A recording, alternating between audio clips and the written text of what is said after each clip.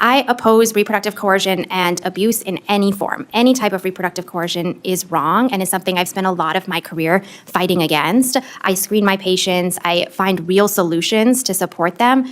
We know that abortion care and telehealth care actually helps protect people. Having all of their I am really tired of Republicans pretending they care about protecting women. Those were not whispered words. They were delivered directly on the Senate floor by Senator Patty Murray, and they captured a frustration that has been building across the country since abortion bans and restrictions began reshaping access to health care. If you want honest, fact-based coverage of debates that affect real families, subscribe to this channel and stay connected. Dr. Verma, do you want to finish answering your question, please? Absolutely. So I just want to talk a little bit about telehealth care, which is an important way to improve access for people, including people in abusive relationships. We have data showing that for people that are in these abusive relationships, telehealth is a critical tool that helps them get the care that they need.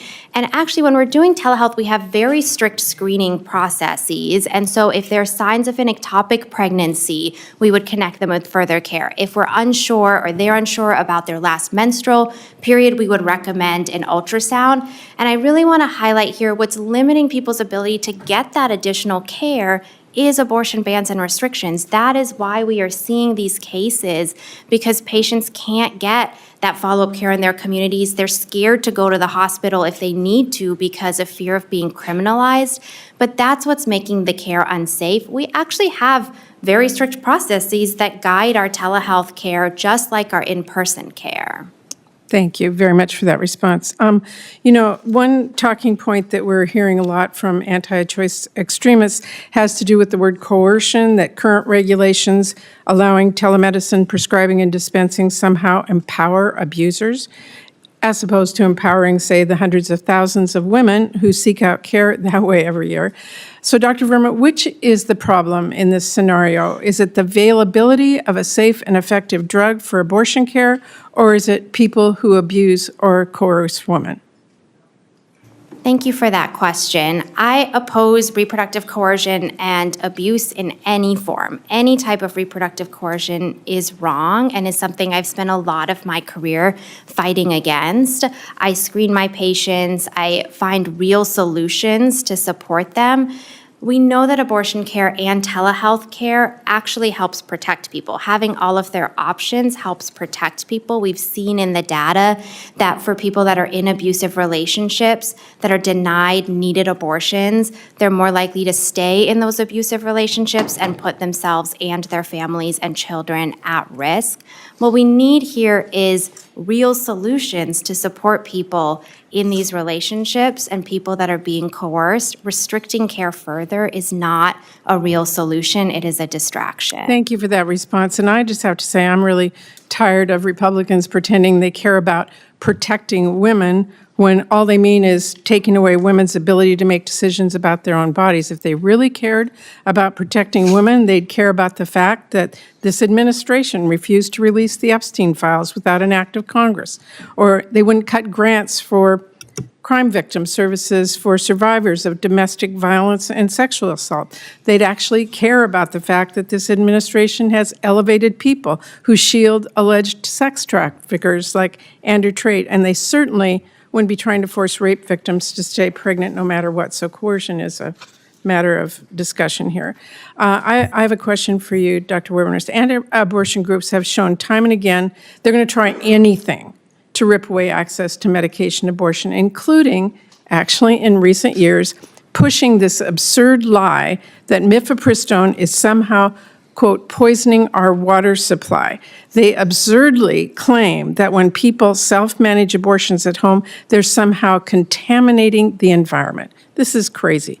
The head of policy for the anti-abortion group Students for Life told Politico last year, and I'm going to quote, "People need to understand they are likely drinking other people's abortions." Dr. Webeners, do you agree that that's the case? No, thank you for the question, Senator Murray, although I do take exception with the way you're characterizing pro-life groups. But if I can finish, I don't really feel qualified to speak on this issue because I do think that there are other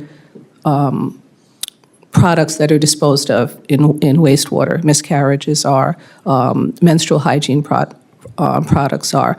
I do think that it is highly problematic that a woman who receives an abortion drug goes back and delivers her baby in the toilet, in her dorm room, on the floor of the shower, wherever it is. I'm almost at That's time. Let me problematic. just tell you, that is insane. That comment is insane. We all know that the push to use environmental laws to rip away mifepristone is not about the environment. The head of policy for Students for Life literally described it as, quote, using the devil's own tools against them. People need to understand that right now, anti-abortion groups are pushing invasive and dehumanizing laws to block women in states where abortion is legal from getting the care in the privacy of their own home. Republicans need to stop this, and I am just appalled that this is where they are going. Thank you. Senator. The hearing began with testimony from Dr. Verma, who explained how telehealth has become a lifeline for women, especially those trapped in abusive relationships. She described strict medical screening processes, checks for ectopic pregnancies, referrals for ultrasounds when dates are uncertain, and clear protocols designed to keep patients safe. But she pointed to what is truly blocking care: abortion bans and criminal penalties that make women afraid to seek help. According to her, patients are avoiding hospitals even when complications arise because they fear being reported or prosecuted. That fear, she said, is what turns a routine medical process into a dangerous one. Senator Murray zeroed in on a talking point often used by anti-abortion activists, the claim that telemedicine somehow increases coercion by abusive partners. She asked Dr. Verma directly whether the problem was the availability of safe medication or the behavior of people who abuse women. Dr. Verma answered without hesitation. Reproductive coercion is real, she said, and she has spent her career fighting it, but access to abortion and telehealth actually protects women. Research shows that people denied abortions are more likely to remain in violent relationships, placing themselves and their children at greater risk. Restricting care, she concluded, is not a solution, it is a distraction. That was the moment Senator Murray's patience ran out.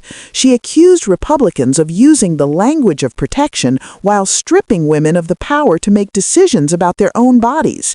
If they truly cared, she argued, they would release the Epstein files, protect funding for survivors of domestic violence, and stop elevating figures accused of shielding sex traffickers. Instead, she said, they are trying to force rape victims to remain pregnant no matter the circumstances. The hearing then took an even stranger turn. Murray questioned Dr. Weber about claims promoted by some anti-abortion groups that medication abortion is poisoning the water supply. One organization even told a national publication that people are likely drinking other people's abortions.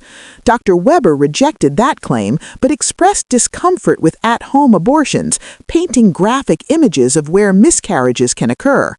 Murray responded bluntly, calling the comment insane and accusing activists of twisting environmental laws to attack a medication that has been safely used for decades. Behind the heated language lies a larger battle over who controls medical decisions, doctors and patients, or politicians and advocacy groups.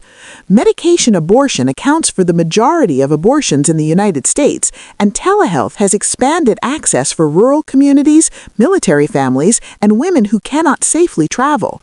Opponents, unable to ban it nationwide, are now testing new legal theories, from wastewater contamination to mail restrictions. For supporters of reproductive rights, the issue is simple. Healthcare should be guided by evidence and compassion, not ideology. For opponents, the goal is to close every door, even in states where abortion remains legal.